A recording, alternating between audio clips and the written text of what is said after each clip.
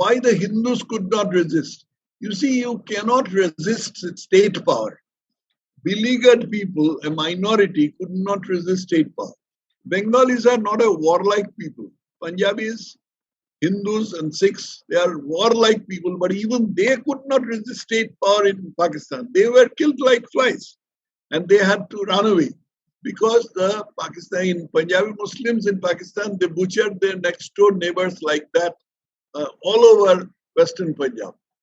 So there was no question of their being able to resist in the state. If India had been a little more vigilant and less quote unquote secular, perhaps the lot of Hindus and Sikhs and a few Buddhists and Christians would have been better, but they were not. Finally, the question of concealment. Why don't any of you, why don't the public know about this? The reason is that the psyche of Bengali Hindus in West Bengal was overshadowed by left Nehruvian value system. The leftists, the communists, and Pandit Nehru's thinking, they had injected a kind of value system in the minds of the Bengali Hindus. They had been doing it since the 1930s. And because the Congress did nothing to in the fields of culture and literary field, in literature and culture, this entire field in Bengal was taken over by the leftists, the Marxists, and they injected this culture, which eventually translated into saying that Muslim can do no wrong. Just like in England, it used to be said, the king can do no wrong. It is like that, a Muslim can do no wrong. Thou shalt not speak ill of a Muslim. So this is something that I have found absolutely anathema. Why can't a Muslim do wrong? Why can't I run down a Muslim just the way I can run down a Hindu? Why can't I say that just as a Hindu can do wrong or a Sikh can do wrong, why can't a Muslim can do wrong? But this was the value system trust. As a result of that, this thing was hidden from the public and a lot of excuses were manufactured, which I shall presently come to. And you will get an idea of the process of concealment, because of which people don't know about this terrible human rights violation that took place in erstwhile East Pakistan. It has continued in the Bangladesh era also, although to a lesser extent. Now the reasons which were given, excuses were given when anybody tried to speak about it. Number one is, oh, forget, let's forgive and forget. Let bygones be bygones. What nonsense. This completely does away with the idea of writing history. So we mustn't have any history. If you say that let bygones be bygones, then we need not write any history. All history can be thrown into the garbage heap. Secondly, two wrongs don't make a right. Who's asking for two wrongs?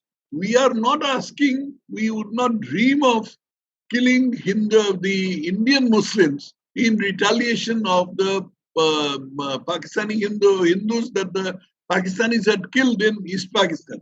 But that doesn't mean that we mustn't shout about it, we mustn't speak about it, we mustn't disparage it, we mustn't decry it. Of course we must. We must bring it to the notice of the whole world.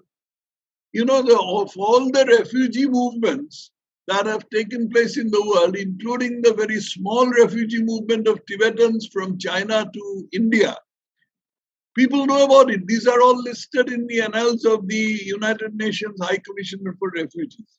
But the East Bengal refugee movement, the total number of people was, I have estimated the number to be 1.2 crores. 1.2 crores.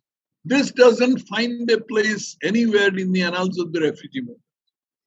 So two wrongs don't make a right. Nobody is advocating the second wrong. They have manufactured this thing and then they are trying to use it as a sort of a justification for concealment. Third is, Muslims were also wrong. Yes, Muslims were wrong. Hindus were superior. Hindus were moneyed. So a lot of Hindus insulted Muslims, saying that tum ghar mein nahi ghus sakte ho. chappal khol ke aao, sar nahi uncha kar sakte ho, that sort of thing. It is true. But is our rape and murder retribution for that kind of thing? And if that kind of thing was done, does it justify rape and murder and torching of houses and killing of people, killing of Hindus in East Bengal? Then the fourth one is there was equal brutality on both sides. Nonsense. Absolute rot. There was no equal brutality on both sides.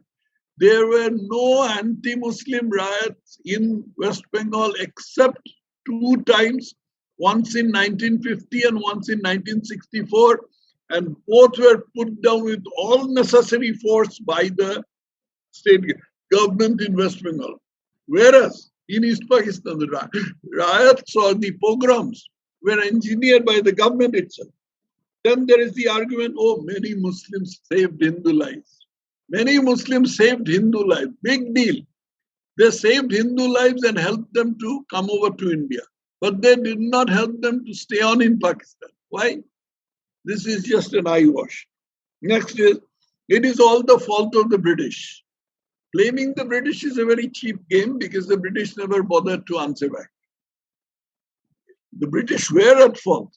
But if the British were at fault, are the Pakistanis such children that they don't realize it after 70 years of independence that they did wrong at the having been enticed by the British?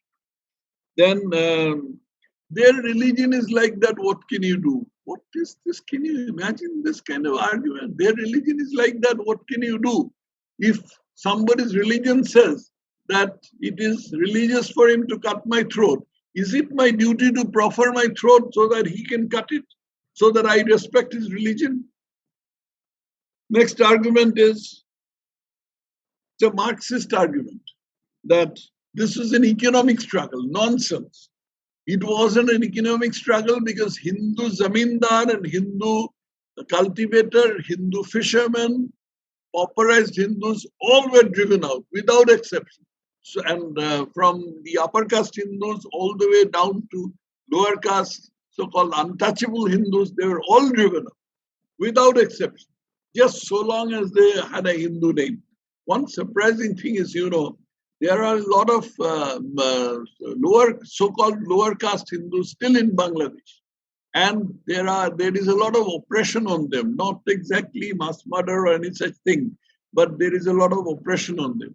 These people, they do not convert in spite of their being low caste and in spite of the so-called low caste and in spite of their being oppressed. They won't convert to Islam. They have stuck on to Hinduism in spite of their being low caste. Then finally, there's a negationist argument. Oh, this never happened. It's all bullshit. It's all blown up. None of these things happen. So these are the sort of arguments that are given, as a result of which the world doesn't know, the country doesn't know, even India, even in West Bengal, the Hindus don't know what had happened. Now, I have made this a mission in my life to make it known to people. Some other people have also started writing on it. I am encouraging it, and anybody who wants to write on it, I'll give him all possible help. And this book is my own. This has got a Bengali edition also. And this book is my humble contribution to the effort. But I am 76 now, going on 77. I may not have all that many years left on this world. But so long as I live, I have made this a mission in my life, and I shall pursue this thing single-mindedly.